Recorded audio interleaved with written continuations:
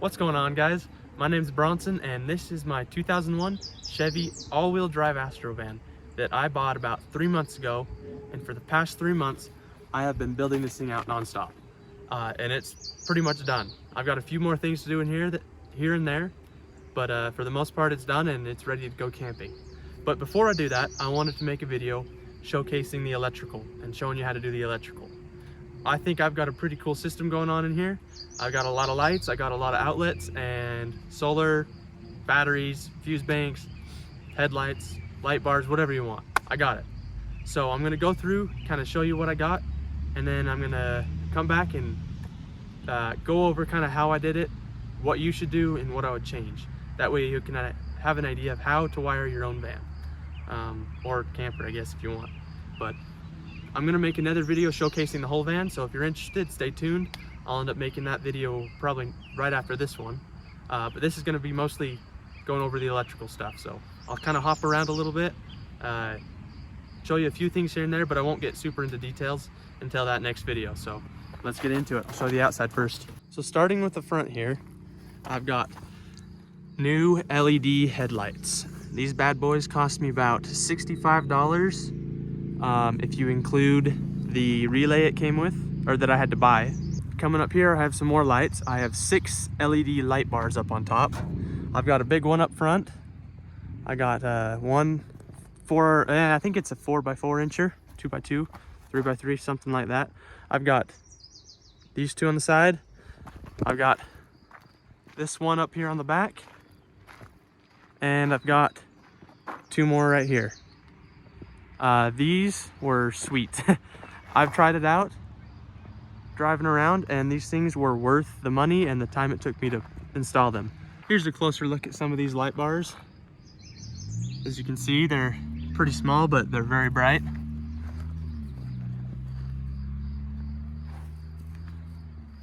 And then here's the van with them on at night. As you can see, it's pretty dang bright.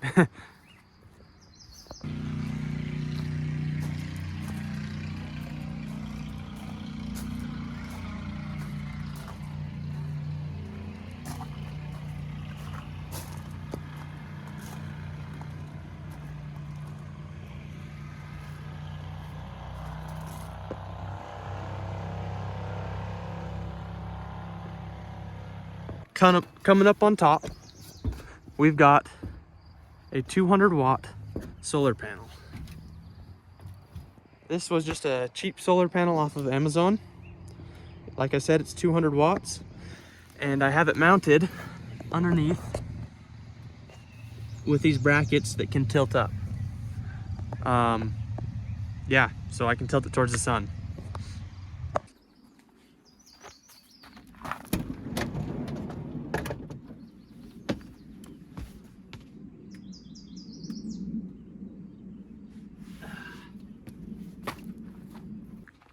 Coming into the van, we have the storage area.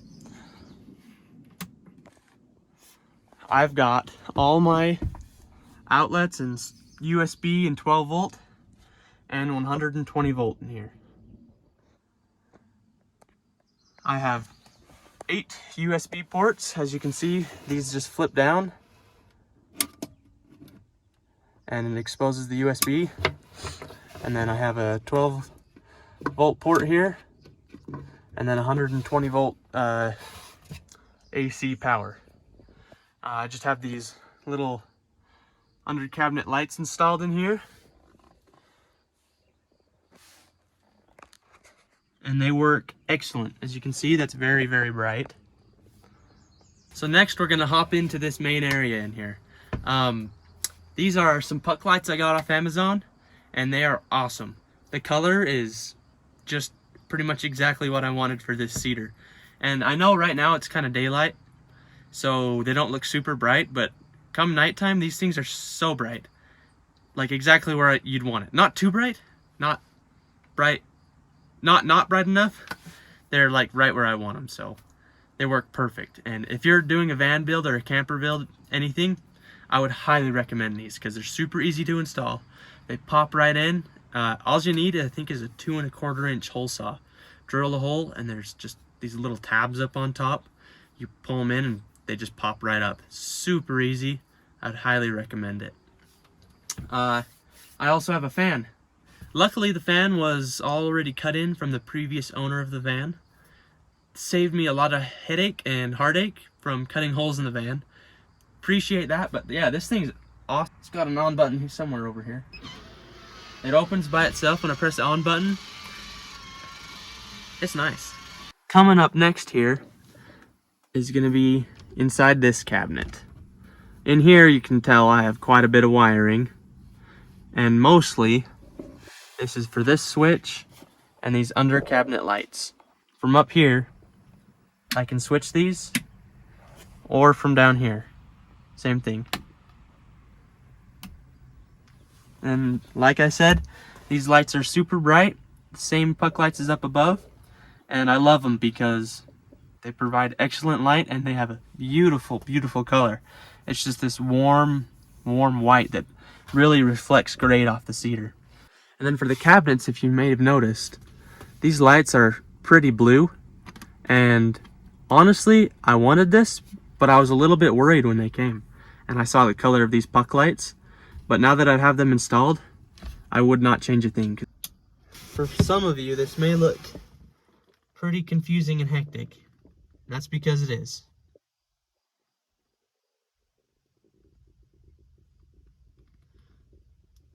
So, we're going to kind of break this down a little bit easier for you. And then, once I kind of show you what I got going on in here, I'm going to go back through on a piece of paper and draw some lines in showing you how I wired this and what everything is. But for now, I'm just going to kind of point at stuff and tell you what it is. So, of course, to power anything, you're going to need batteries. These are AGM/sealed batteries. They are each 100 amp hours, which is probably plenty for this build, but I had them. They were actually free, so I used them. Why not, right? Coming up here, I have got this Renogy 30 amp MPPT charger, which means it'll charge solar, which is what that little light is, and then it'll charge from the alternator. And this just is a thing to control it. That way it doesn't blow up my batteries or backfeed and drain my car battery. Super helpful. I would definitely recommend this. I'll go more into detail about how this works later on when I show you that piece of paper. Coming up here is a little Bluetooth monitor that just tells me how this is working and feeding my batteries. Also, definitely worth it. Coming up here, I have two bus bars. This is for the negative and this is for the positive. Primarily, this is a DC powered electrical system, meaning 12 volts. I'm using these bus bars as kind of a junction point for everything.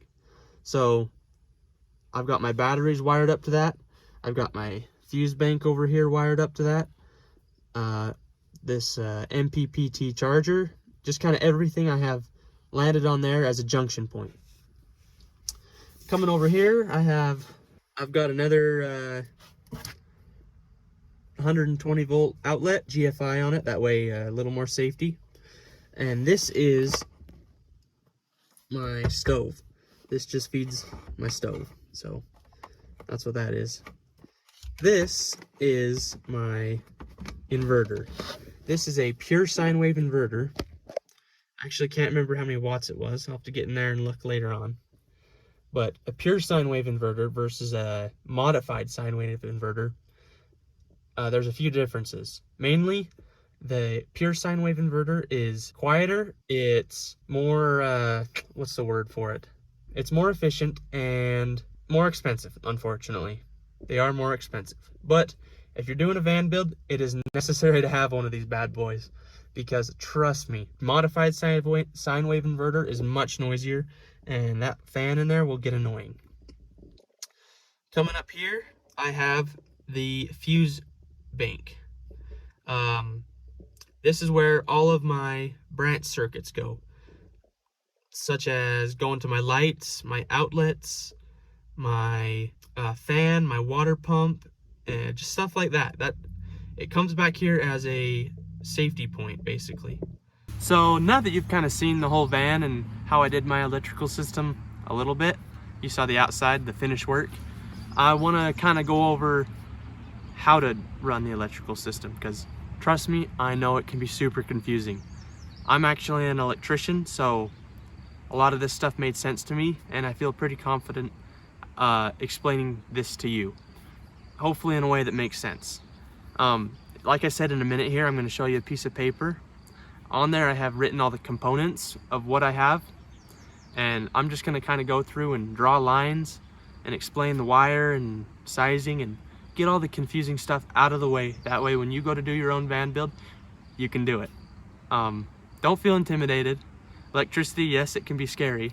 Overall, if you get down the basics, it's not so bad, trust me.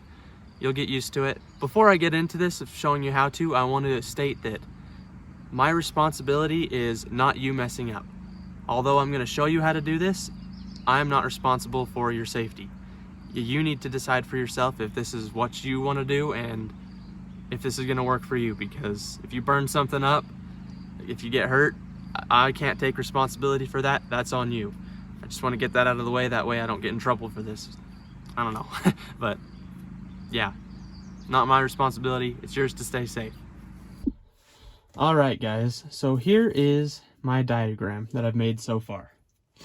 So if you remember in the video, you saw the batteries, you saw those bus bars, you saw the fuse panel. This is the alternator, this is the solar panel, and this is that MPPT DC to DC and solar charge controller. So what I'm going to do here is I've got the basics here, what I have installed and what you might want to install.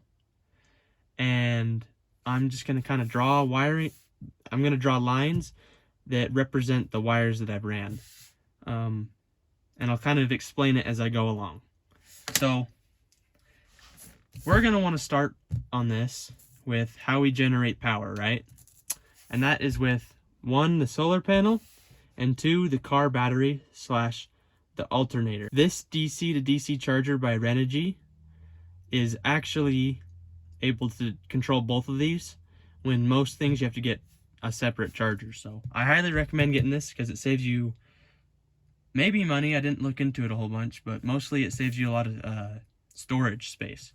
So I recommend this. So we're going to start out with drawing the solar. On my charger, only the positive will go to the input on the charge controller.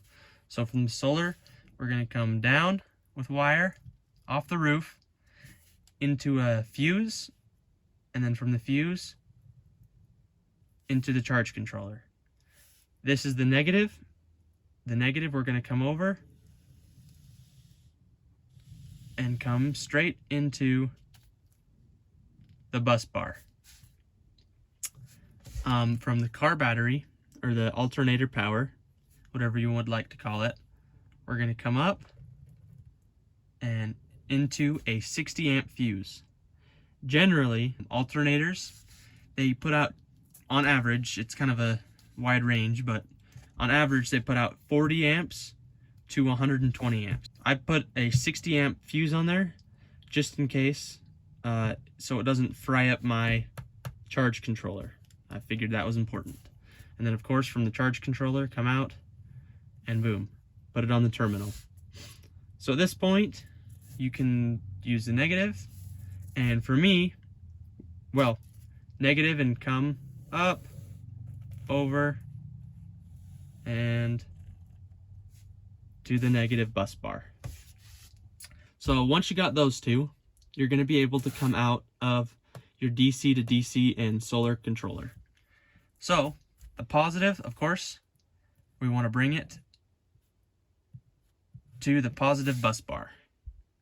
And then the negative, we're going to bring to the negative bus bar. We'll just attach it just like that. So positive to the positive bus bar, negative to the negative bus bar.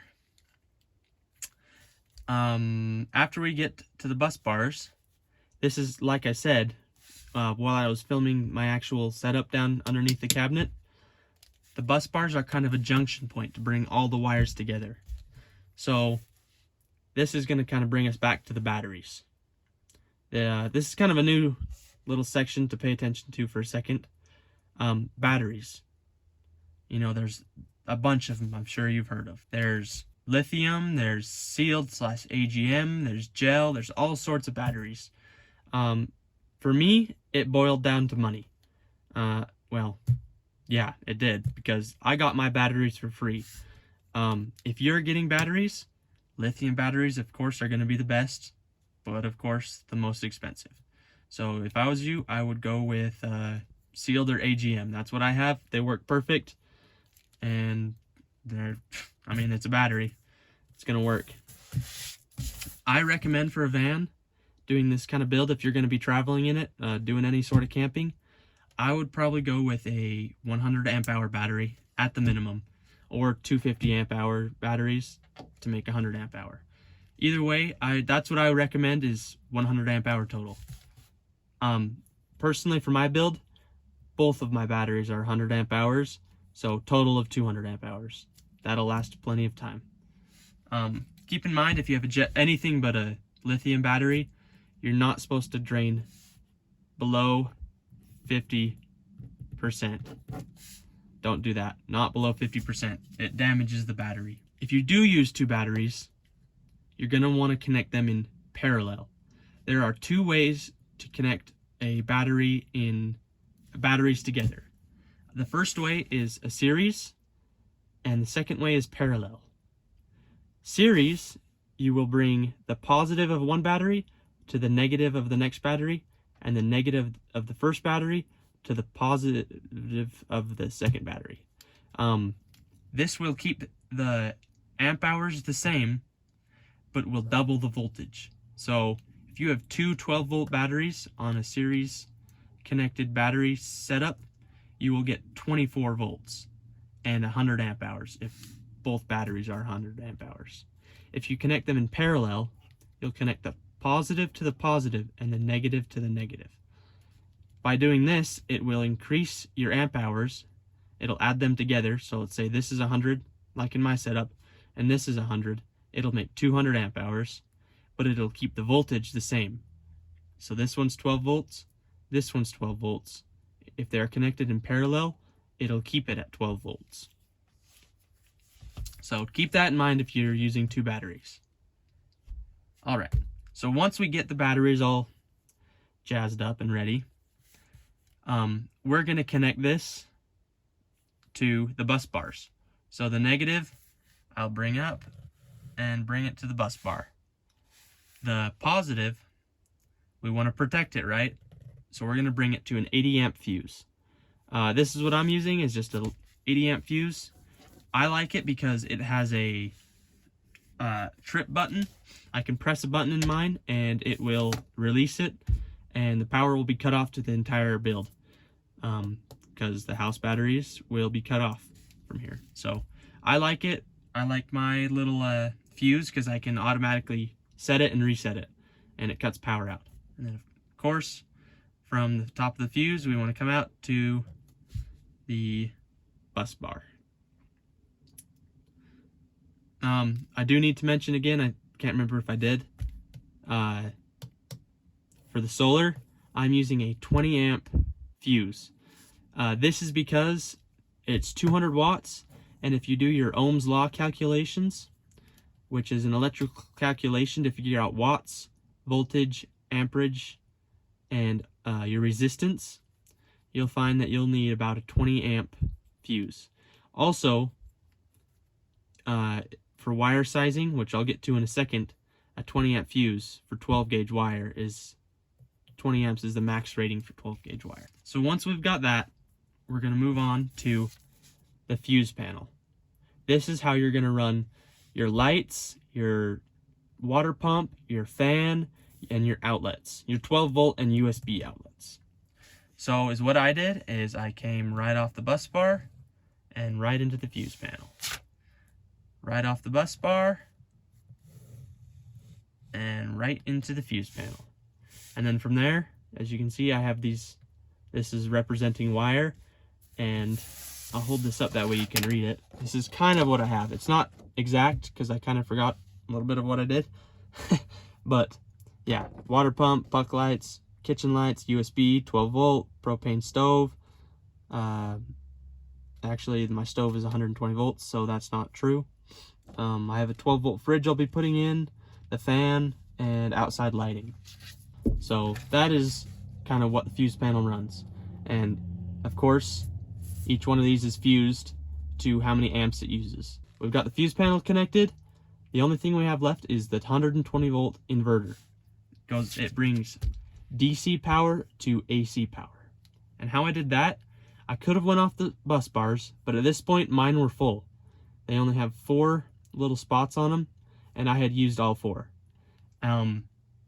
So I just came off the batteries. So negative, I went in the negative port, and positive, I came off the positive port. And that, of course, powered my inverter. And there's just a little switch on there that I have to flip to turn it on. Now you might be wondering, how do you protect your 120 volt system? If you think about your house, you have a whole panel dedicated to protecting your electrical system, right? You have breakers that trip and everything, so you're protected. But this isn't this doesn't have a panel in it, right? Well, the inverter I have, my pure sine wave inverter, comes with 40 amp fuses installed in the back. I was a little bit skeptical of the 40 amp fuses since I was running a 20 amp system, 20 amp circuit on 12 gauge wire. And if you remember me saying from before, 20 amps is the highest I can go on 12 gauge wire before it'll burn up. So I was a little bit skeptical of that. So out of here, I went straight to a GFI outlet, right? A GFI breaker has little knobs on there, a test button and a reset button. If it senses a direct contact to ground, it will trip. That way you have a little bit of protection before you get to the inverter. And then from there, out of the GFI breaker, or out of the GFI outlet, I come to another outlet. So I'll have this in a box, if you remember that from underneath. And then from there, I went, pen's not ready, to my other outlets in the storage. That way, all these have to go through this GFI first. So it's a little bit more protected. And like I said, this is a great addition to your camper and van setup because it provides you with like house power. It's awesome. Yeah, just don't leave it running all the time because it does draw quite a bit of power just by having it on. So if you are using it, have it on, but as soon as you're done, turn it off. So the next thing I want to show you is fuse sizing and wires. These are 2 very important things when you're doing your electrical system. If you don't have the right size of wire, it's either gonna blow a fuse or it's going to burn up the wire. And you do not want that because that's gonna cause fires. Or it's gonna short out your stuff and then you're gonna have to replace the fuse. And sometimes that can be a bugger to track down, trust me. So basically, we'll start with fuse sizing. Let's say you have a 12 volt outlet, just one of them plug-in ones that you use. Okay, what's the rating on that? So how do you figure out what fuse size you should use? You got your positive and negative sticking out. Okay, is what you're gonna do is there should be some sort of nameplate or description on it that'll show you the voltage, which 12 volts, of course. Some of them are 24, but most likely 12 volts. And then it should show you the amperage. Let's just go say it's 3.5 amps. Okay? You're trying to, how big of a fuse do you want to put for a 3.5 amp outlet? Well, they don't really make these very often, 3.5 amps. So what's the next size that you could use? Personally, for me, I would use a 5 amp fuse. This provides a little leeway. Let's say you plug something in and it surges power all of a sudden. That'll give you a little bit of leeway before it blows the fuse. But basically, how you're going to want to find your amps is by reading the nameplate or something, some type of description or something. It should be in there, and if it's not, you can always get a meter. You put your little pigtails on there, and then you can read your meter, and it should tell you, if you put it on the right settings, how many amps you have. And remember, if you have any questions about this stuff, make sure to just leave a comment and I'll do my best to answer any questions. I really don't mind. I like helping people and like answering questions. So feel free to shoot me a question, message me, whatever. I don't care. Send me a message. I'll answer it. Wire sizing. Okay? A lot of people undersize their wires, or especially oversize your wire. And wire is expensive. You're going to want to use copper for your setup. Lighting in a van with DC. That's right, we're using DC for the lights. Generally can be 16 gauge wire. For my van, I did a little bit of 16 gauge wire, but mostly I did 14 gauge. And that is just because I had a lot of free 14 gauge wire from work. They were just leftover scraps, and fortunately I was able to use a lot of that. But anyways, you're going to want to know how to size your wire, because in this van build you're going to need 16, 14, 12, and all the way up to 4. That's pretty big. That's expensive stuff. So you're going to want to know how to get that exactly right. So you're going to go online and you're going to find out, you're going to go online and you're going to look up a wire size calculator. If that's one option. The other option is to use an equation.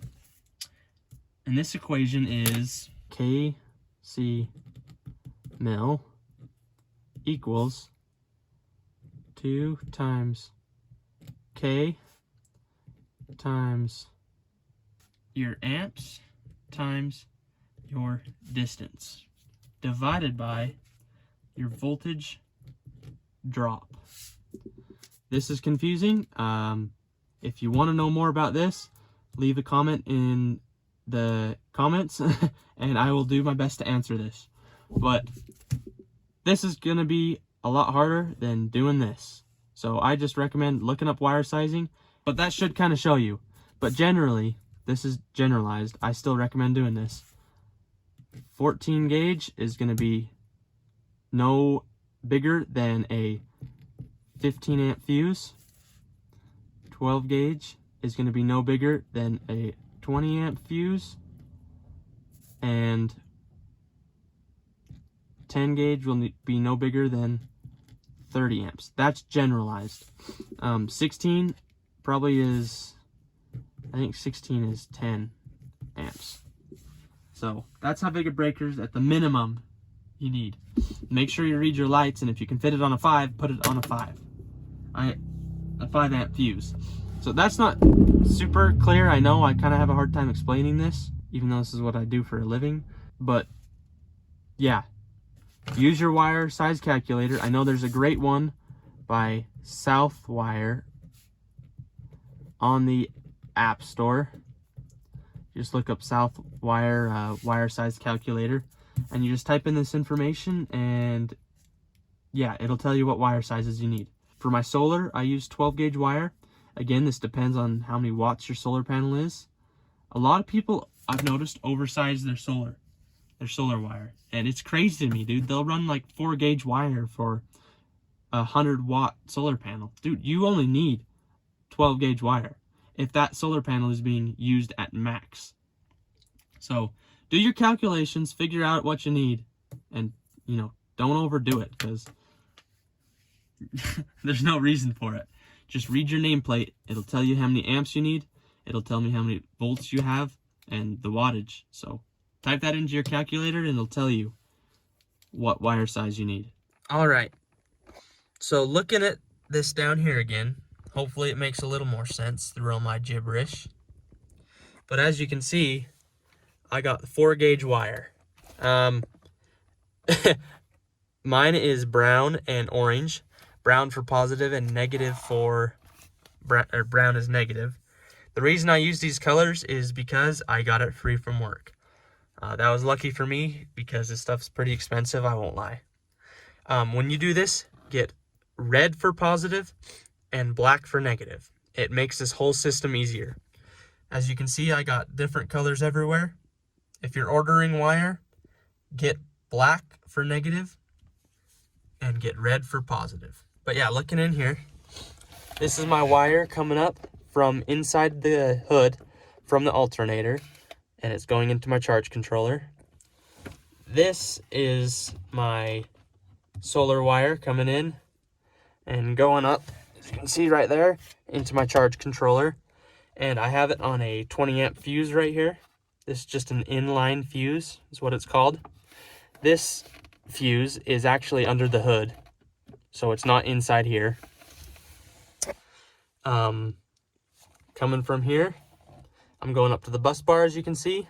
Then from here, going to the bus bar, the batteries, as you can see, positive to positive, negative to negative, and then I've got the leads coming off for the inverter right here.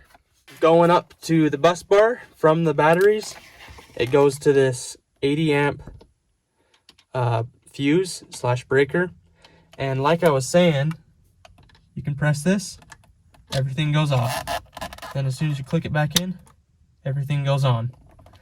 Super nice. Definitely recommend getting these.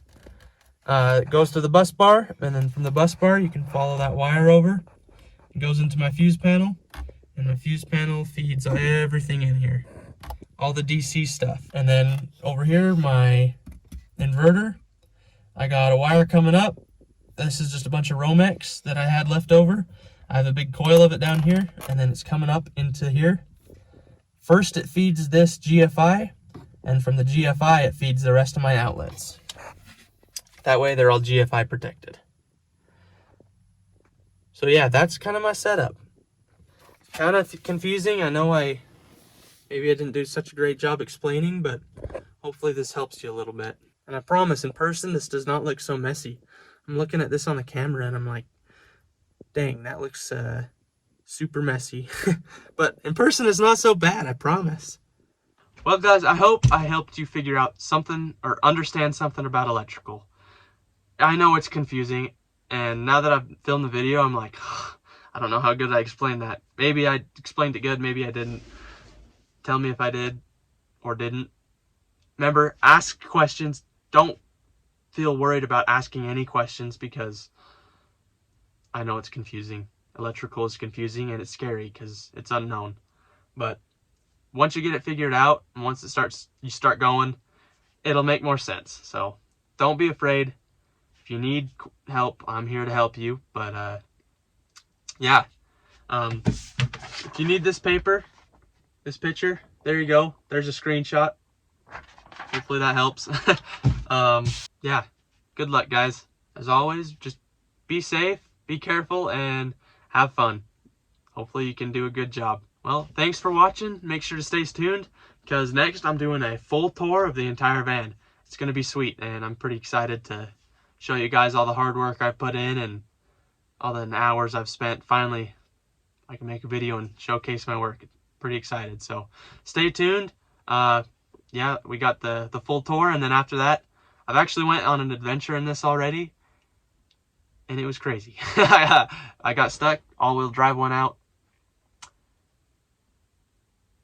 Yeah, but it was a good video, so make sure to stay tuned. I got the adventure video coming up, got the full tour coming up. Yeah, it's gonna be cool, so make sure to like and subscribe, and I'll see you guys next time. Thanks for watching.